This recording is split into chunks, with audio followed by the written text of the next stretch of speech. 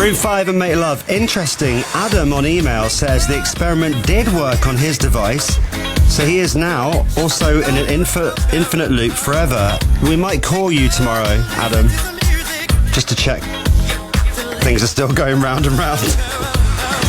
The offer still stands, by the way. Send them in. Your voice notes in your poshest smart speaker voice. Just say Play Radio 2. One of you will introduce the news. Laura in Burton, I hope your parents are proud. It's your turn. Sarah's next. This is Radio 2. On BBC Sounds. And on your smart speaker. Play Radio 2.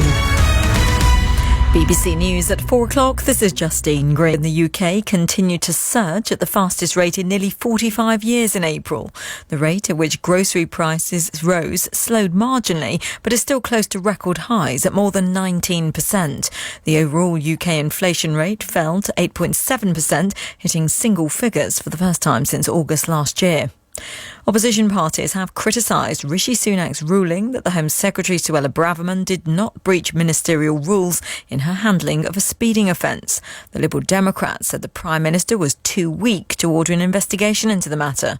The Conservative MP and former Business Minister Andrea Leadsom said the decision of the Prime Minister, who previously consulted his ethics advisor, should be accepted. You have to accept that if there's an independent advisor saying the ministerial code hasn't been breached, let's leave it there. And then let's look at what's actually happening. That's what people want to hear about, is what's happening with immigration policy, what's happening with law and order, what's happening to stop the protests that are disrupting people's lives. I just think we need to focus on the real issues.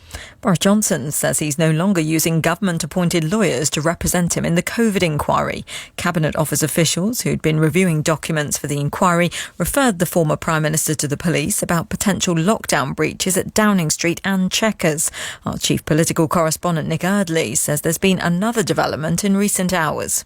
The inquiry itself is now at war with the Cabinet Office as well, because the inquiry chair has written to the government saying, we're demanding that you send all of Boris Johnson's unredacted WhatsApp messages so we can figure out what is and isn't relevant to the inquiry. The Cabinet Office isn't sending over all those messages because it says some of them aren't relevant.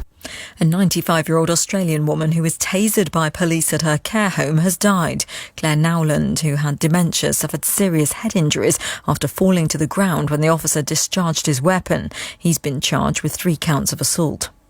Police in Germany have raided 15 buildings across the country, targeting a group of climate activists. Members of Last Generation, who've glued themselves to roads and artworks during protests, are accused of forming or supporting a criminal organisation.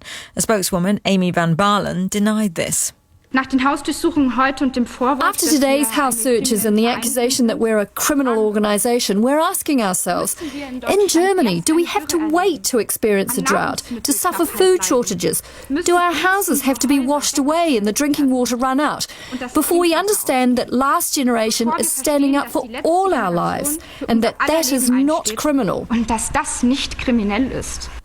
Richard Branson is closing his rocket company. Virgin Orbit aimed to provide quick and adaptable launches for the growing small satellites market, but it failed to complete the first such launch from the UK earlier this year. Now the sport with James Gregg. Hello, good afternoon. Euro qualifiers on the agenda for Gareth Southgate next month. Malta away and North Macedonia at home in the space of 4 days from the 16th. And there's a first England call-up for one of the Premier League's in-form strikers, Crystal Palace star Eberechi Eze in there. But no place for Chelsea's Raheem Sterling. More on that squad on the BBC Sport website as ever. Southampton, meanwhile, are close to announcing the appointment